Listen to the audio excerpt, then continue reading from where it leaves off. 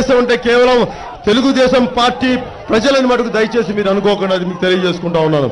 అలాగే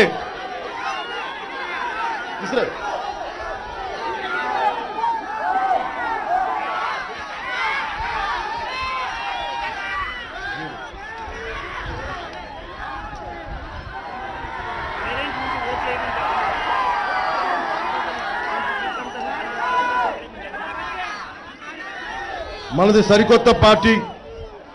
మనకి నిజంగా నాకు పదవి కావాలంటే నేను ఈ రోజున ధైర్యంగా తెలుగుదేశాన్ని మాట్లాడుతున్నందుకు నాకు కారణం మనకి ఇంతమంది ఎమ్మెల్యేలు ఉన్నారు, తెలుగుదేశం మన పార్టీ ఎంపీలు ఉన్నారు శ్రీకాకుళం నుంచి. మనం వెనకపడతానని మాట్లాడడానికి వారి స్వలాభం కోసం, వారి లబ్ధి కోసం జిల్లా ఆశయాల్ని, జిల్లా అవసరాలని, పాలకొండ నియోజకవర్గ అవసరాలను తాకట్టు పెట్టారు.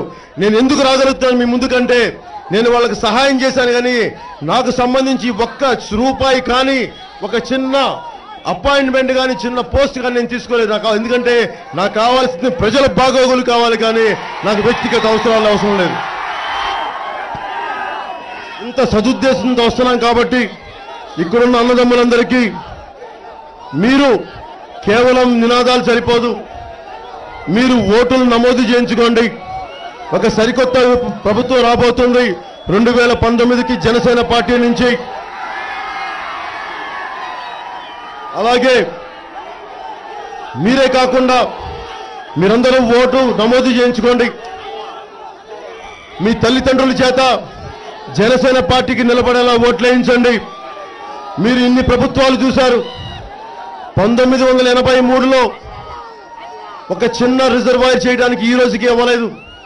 అలాంటిది మన ప్రభుత్వం వస్తే నేను మీకు అండగా ఉంటాను. మీరు నేను తిట్టినా పడతాను. మీ ఇంటిలో వాడిని, మీ కుటుంబంలో ఒకడిని, మీ వాడిని.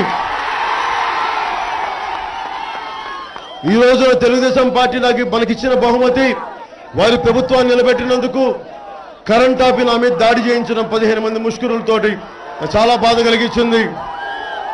అందుకనే నిజమైన ప్రజాప్రభుత్వం కావాలంటే కేవలం జనసేన పార్టీ ద్వారా, జనసేన పార్టీ ఆధ్వర్యంలోనే 2019 ఎన్నికలకి ఒక సరికొత్త ప్రజాప్రభుత్వం ఏర్పరుస్తామని మీకు పాల్గొన్న ప్రజల నియోజకవర్గ ప్రజల తరపున అందరికీ మీకు సౌకర్యంగా నేను తెలియజేసుకుంటున్నాను.